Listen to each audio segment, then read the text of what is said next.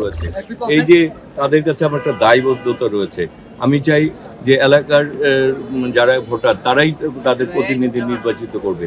তাতে হবে কি, যে প্রতিনিধি নির্বাচিত হবে সে তাদের কাছে জবাবদিহিতার মধ্যে থাকবে এবং এলাকার মানুষের ভালোবাসা ছাড়া একটা সুস্থ সুন্দর ভোট ছাড়া আপনি আসলে মানসিকভাবেও তো শক্তিশালী থাকা যায় না, আর এলাকার উন্নয়নও ভূমিকা রাখা যায় না।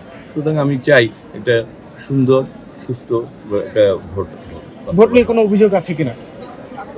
না, তবে ওই যে অনেক ক্ষেত্রে দেখা যাচ্ছে যে আসলে ব্যালট পেপারটা কিভাবে ভাঁজ করবে এটি নিয়ে অনেকের মানে আছে যে অনেকে জানতে চায় যে পোলিং অফিসার যারা আছে, প্রিজাইডিং অফিসার যারা, তারা যদি একটু দেখিয়ে দিতেন যে ব্যালট পেপারটা কিভাবে ভাঁজ করবে তাহলে ভোটারদের জন্য সুবিধা হয়। তো অনেকের আসলে জানেন না যে ব্যালট পেপারটা কীভাবে ভাঁজ করতে হয়। সুতরাং আমি বলবো যে আসলে সরকারি যারা দায়িত্বে রয়েছে, পুলিং অফিসার, প্রিজাইডিং অফিসার, তারা যাতে এটি একটু ভোটারদেরকে দেখিয়ে দেয়, যাতে ভোটগুলি, কারণ অনেক ত্যাগের বিনিময়ে তো ভোট, একটি ভোট যাতে নষ্ট না হয়।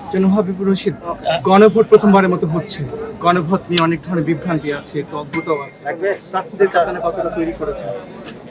প্রার্থীদেরকে না, ভোটারদেরকে দুঃখিত। আচ্ছা আচ্ছা, সেটা হচ্ছে যে আসলে এখন যে ভোটাররা, তারা আসলে আমাদের যেহেতু সবাই সচেতন নাগরিক, কারণ আমাদের ভোটাররা ইলেকট্রিক মিডিয়া, প্রিন্টিং মিডিয়া, তারপর বিভিন্নভাবেই কিন্তু তারা সচেতন রয়েছে এবং তারাও চায় যে বাংলাদেশকে তাদের প্রতিনিধিত্ব করতে, যেভাবে বাংলাদেশটা আগামী দিনে ভালোভাবে মানুষ অংশগ্রহণে থাকবে, মানুষ তার অধিকারটুকু ফিরে পাবে। সুতরাং আর আমরা তো সংস্কারের পক্ষে, বিএনপি, আমরা সংস্কার নিয়ে সবসময় কথা বলছি। সুতরাং আমার মনে হয় যে মানুষ ইতিমধ্যে তার সিদ্ধান্ত নিয়েই রেখেছে যে সে কোন সিদ্ধান্তে যাবে, সে আগামী দিন বাংলাদেশ কীভাবে করতে চায়, সেই সিদ্ধান্ত আমার মনে নিয়েই মানুষ কেন্দ্রে আছে।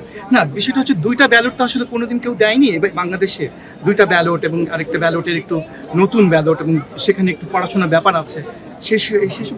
কিছু কিছু জায়গায় হয়তো বা এটা নিয়ে অনেকের না, কিছু জায়গায়, কিন্তু বেশিরভাগ ক্ষেত্রেই মানুষ মনে হয় যে দুইটি ব্যালটের ব্যাপারে জানেন এবং হা না ভোটার ব্যাপারে মানুষ মনে হয় জানে।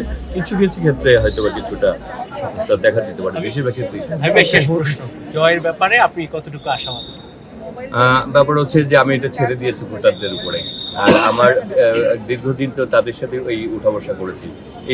এই যে আমি যে বাসাটায় থাকি, এই বাসাটাই তো আমি প্রায় 54 বছর যাবত এই বাসাটাই থাকি।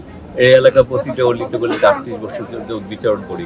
সুতরাং ভোটারদের উপরে ছেড়ে দিয়েছি যে তারাই নির্ধারণ করবেন যে আগামী ভোটাররা ভোট দিলে ইনশাল্লাহ বিজয়ী হবো।